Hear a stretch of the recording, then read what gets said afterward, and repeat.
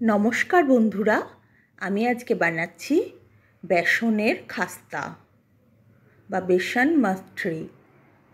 आमी एखाने 10 table spoon बेसन निये निয়েছি। बेसनटाके एकटू छाकनिर साहाज्ये छेके निচ্ছি जाते कोनो लाम्प ना थाके। आर दिए दिচ্ছি चालेर गुঁড়ো 8 टेबिल स्पून और स्वाद अनुयायी नुन, अल्प गोलमरिच गुঁড়ো, half tablespoon chili flakes और 1 टीस्पून दिए दिচ্ছি गोटा जिरे, आमचूर पाउडार 1 टेबिल स्पून, कसूरी मेथी एकटू बेशी करे।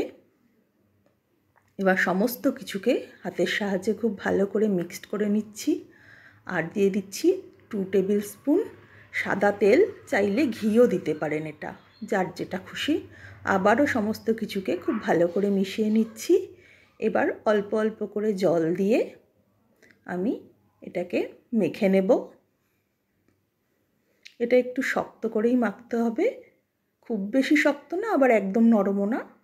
एबार एटाके रोल बानिए एटार थेके समान 4टे पिस आमी केटे नेब। आमार काटा हये गेछे। एबार एगुलोके हाथेर साहाज्ये लेचि बानिए नेब 4टे। এইভাবে আমি 4টে লেচি বানিয়ে নিলাম। এবার সামান্য একটু তেল দিয়ে এই লেচিগুলোকে আমি খুব হালকা হাতে বেলে নেব, যেহেতু এটা বেসন আর চালের তাই এটা খুব নরম হয়।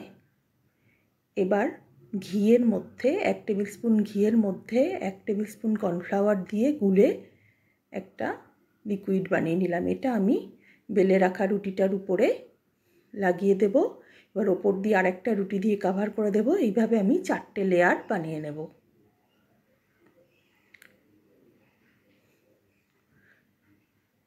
এইভাবে বানানোর পর আমি এটাকে হাতের সাহায্যে একটু আস্তে আস্তে করে চেপে চেপে একটা রোলের মতন শেপ দিয়ে নেব।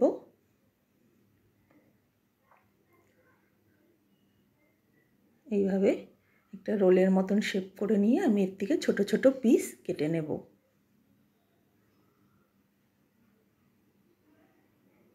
এইভাবে সবগুলো কাটা হয়ে গেলে এবার হাতের সাহায্যে চেপে চেপে আবারও আমি এগুলোর থেকে এক একটা ছোট ছোট লেচি করে নিলাম।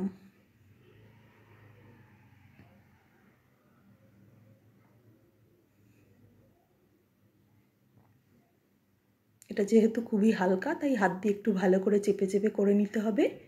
এদিকে প্যান গরম করে আমি এর মধ্যে তেল গরম করতে বসিয়ে দিলাম।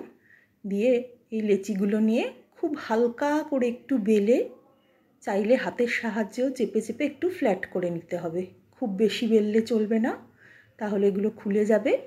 এইভাবে হাতের সাহায্যে একটু চেপে চেপে ফ্ল্যাট করে নেব সব কটাকে।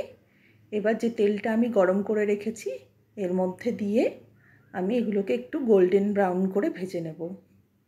এগুলো যখন একটা দিক খুব ভালো করে ভাজা হয়ে যাবে তখনই আমি এটাকে আস্তে করে উল্টে দেব। এগুলো যেহেতু খুবই খাস্তা হয় তাই ভেঙে যাওয়ার সম্ভাবনা থাকে, একটু সাবধানে উল্টাতে হবে। এবার যেই দুপিঠ ভাজা হয়ে যাবে আমি এটাকে তুলে নেব।